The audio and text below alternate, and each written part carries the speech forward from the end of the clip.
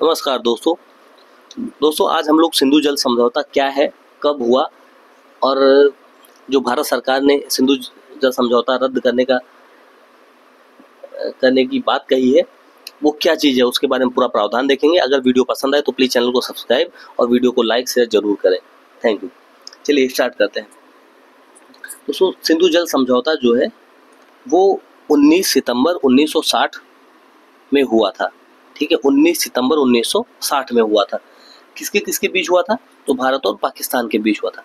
भारत के तत्कालीन प्रधानमंत्री जवाहरलाल नेहरू और पाकिस्तानी अरब राष्ट्रपति अयूब खान ने हस्ताक्षर किए थे इस समझौते पर। ठीक है, तो कौन कौन हस्ताक्षर किया था?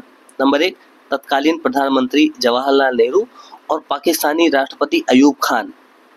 ठीक, अब पूर्व और पश्चिम में विभाजित की गई सिंधु की सहायक नदियां जो है वो सिंधु की चिनाब और झेलम का पानी या पाकिस्तान के हिस्से में, रावी, व्यास और सतलुज का पानी इस्तेमाल करता है भारत। ठीक है, मतलब कौन कौन सी नदियां कहाँ, कौन किस किस नदियों का पानी कौन कौन इस्तेमाल करेगा ये भी समझौते में लिखा हुआ था।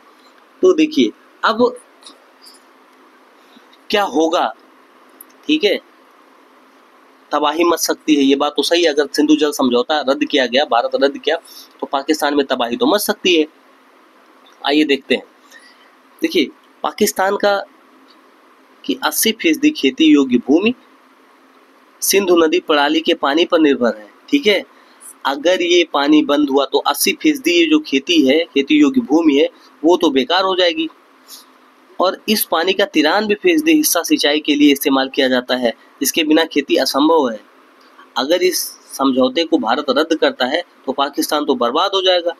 उसकी 93% हिस्सा सिंचाई के लिए जो पानी उपयोग होता है वो भूमि तो बंजर हो जाएगी, पानी विहीन हो जाएगी।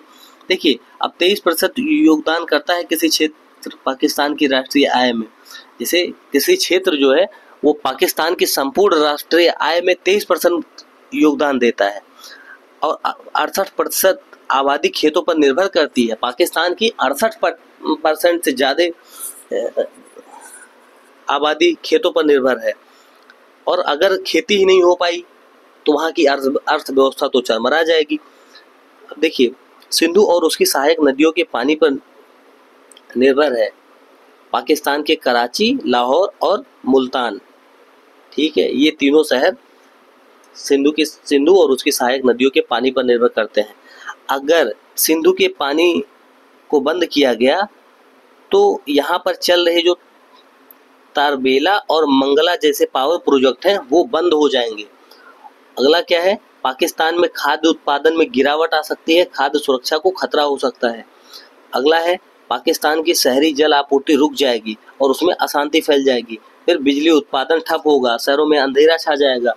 इतनी समस्याएं हो सकती हैं पाकिस्तान में अगर वहां से बदला लेने का भारत ने सोचा भी। और सिंधु जल समझौता हालांकि अभी तत्काल प्रभाव से रोक दिया गया है, लेकिन अगर पाकिस्तान ने मनमानी की और आतंकवाद पर रोक नहीं लगाया तो हमेशा के लिए समझौता रद्द हो जाएगा। ठीक है, अब विवाद निपटाने का तंत्र क्या है? देखिए दोनों देशों को विवाद का शांतिपूर्ण तरीके से निपटारा करना होगा।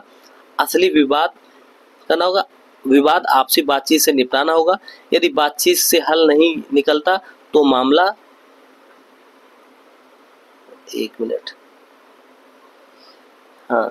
यदि बातचीत से हल नहीं निकलता तो मामला सिंधु पर बने अस्थायी आयोग के पास जाएगा। यदि वह भी विवाद के निपटारे करने में असफल रहता है तो मामला अंतर्राष्ट्रीय कोर्ट में जाएगा। कोर्ट का फैसला सर्वमान्य होगा। भारत और पाक के बीच कई बार युद्ध हो चुका है लेकिन कभी भी भारत ने समझौते को निरस्त नहीं किया, लेकिन इस बार भारत ने समझौते को स्थगित कर दिया है। अब देखिए पाकिस्तान को इन नदियों का जो प्रवाह है उसका 80% पानी मिलता है। ठीक है, 80% पानी मिलता है, यहाँ पर लिखा गया है, ये देखिए।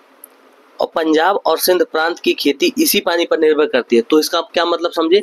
अगर सिंधु जल समझौता को रद्द किया गया तो पाकिस्तान तो बर्बाद हो जाएगा, लेकिन जो 80% पानी पाकिस्तान यूज करता है वो पंजाब और सिंध प्रांत यूज करेगा। ठीक है, पंजाब और सिंध प्रांत यूज करेगा, तो यहाँ पर खेती क्या होगा? व्यवस्था सुधर जाएगी और भारत की अर्थव्यवस्था अच्छी हो जाएगी। ठीक, अब एक नज़र में पूरे सिंधु को देख लेते हैं। 11.65 लाख वर्ग किलोमीटर का कुल क्षेत्र है। इसमें 47% पानी पाकिस्तान में और 39% भारत में, 6% अफगानिस्तान में और 8% चीन में। ठीक है, देखिए हम लोग का उद्देश्य है आतंकवाद को रोकना। किसी भी सिविलियंस को परेशान करने का उद्देश्य भारत का बिल्कुल नहीं रहा है। लेकिन अगर पाकिस्तान सरकार हमारे शर्तों को नहीं मानता है तो ये समझौता रद्द करना ही पड़ेगा। अस्थायी प्रभाव से हालांकि रोक दिया गया है, लेकिन अस्थायी प्रभाव से भी रोक ही दिया जाएगा। चलिए मिलते हैं नेक्स्ट वीडियो में, तब तक के लिए आप लोग अपना ध्यान रखें। अगर वीडियो पसंद आई हो तो प्लीज़ चैनल को सब्सक्राइब जरूर कर दीजिएगा। थैंक यू, टेक केयर, जय हिंद, बाय बाय।